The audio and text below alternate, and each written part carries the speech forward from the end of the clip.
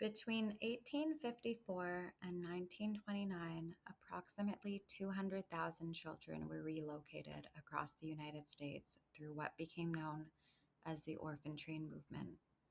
Children were gathered from crowded eastern cities, loaded onto trains, and transported hundreds, sometimes thousands of miles away.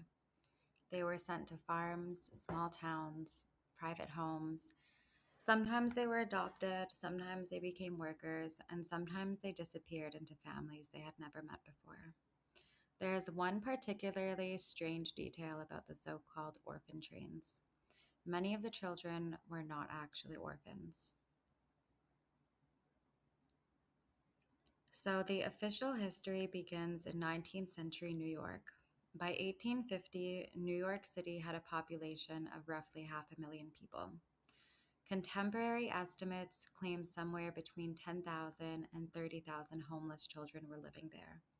Some had lost parents to epidemics, others became families devastated by poverty, illness, addiction, or immigration. Children survived by selling newspapers, matches, and rags. Some slept in alleys, some formed gangs for protection, and eventually, reformers decided that the solution was to remove children from the city entirely. One of the most important figures behind that idea was a Protestant minister named Charles Loring Brace. In 1853, Brace founded the Children's Aid Society. He believed poor children living in cities would have better lives if they were removed from their surroundings and raised by rural farming families. There was another practical consideration. America's expanding agricultural regions needed labor. Brace believed farmers would welcome these children into their homes and that the children would contribute to farm life while being raised in what he considered a healthier moral environment. By September of 1854, the Children's Aid Society was sending groups of children west. So, not all of these children were orphans. The name Orphan Train creates a very specific image: children whose parents had died, children with nobody left. But these historical records are more complicated than that. Less than half of the children transported under these programs may have actually been real orphans. At least one quarter reportedly had two living parents. Some came from families that no longer could support them. Some had been abandoned, some ran away, some were abused, and some teenagers voluntarily approached placement organizations because they wanted employment or looking for a way out of the city. But other cases were far more troubling. Historical criticisms of the movement include allegations that impoverished immigrant parents were pressured or misled into surrendering their children. Parents later filed lawsuits attempting to recover children who had been sent away. So, calling every passenger an orphan hides one of the most important questions surrounding this entire movement. How many of these children actually had families? What happened when all of the trains arrived? When an orphan train arrived in a community, local committees advertised that the event arranged for prospective families to inspect children. This process could resemble something disturbingly close to a marketplace. Some families submitted requests specifying the type of child that they want by age, gender, hair color, or eye color. Children could be taken from railway stations to a public building or a theater, and there they would stand before an audience of prospective parents. Some were asked to sing, others recited something. Historical accounts describe adults examining them physically, looking at their bodies, touching them, inspecting their teeth. Imagine being 8 years old. You've already been removed from the only place you know. You travel for days on a train. You arrive in a town that you've never seen before. Then strangers stand in front of you and decide whether or not they want you. Were these children or were they workers? The official expectation was that families would treat younger children as members of their household. They were supposed to receive food, clothing, schooling. Older children were expected to work, and in some cases, they were supposed to be receiving some type of payment. But legal adoption was not always required. and that created an obvious problem.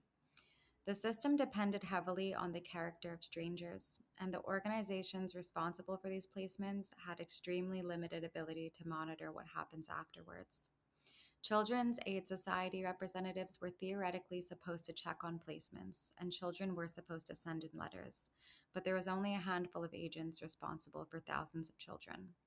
Some children assumingly entered loving families. Historical researchers have documented many cases where children were cared for and were considered genuine members of their new household.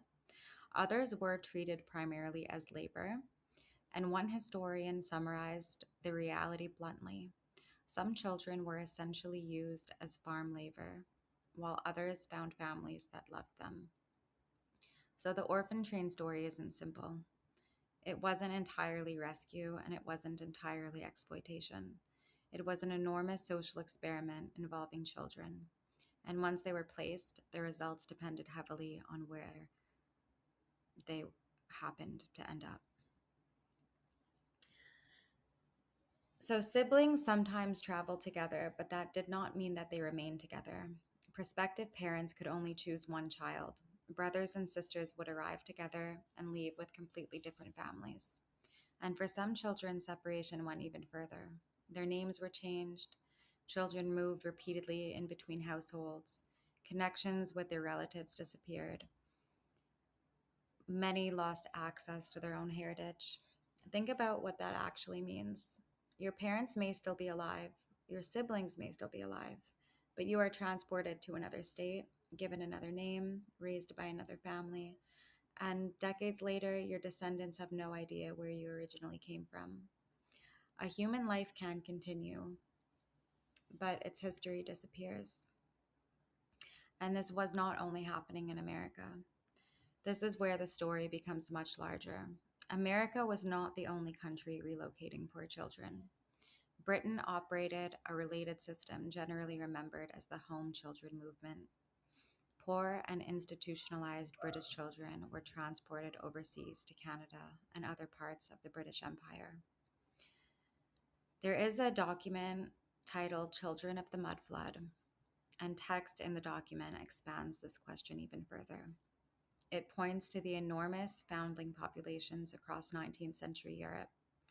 According to historical figures cited in this work, London institutions received thousands of abandoned children. Italian foundling institutions processed tens of thousands annually during the 19th century. And large foundling systems existed in both Spain and Portugal. By the 19th century, Moscow and St. Petersburg were reportedly receiving tens and thousands of infants.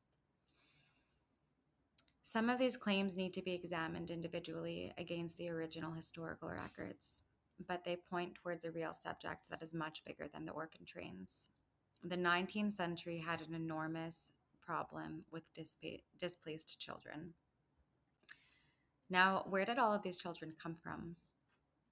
Conventional explanation is not mysterious. Industrialization transformed cities. Mass immigration brought enormous numbers of impoverished families into urban areas. Disease killed parents, childbirth killed mothers. Working class families had few protections where illness or unemployment struck.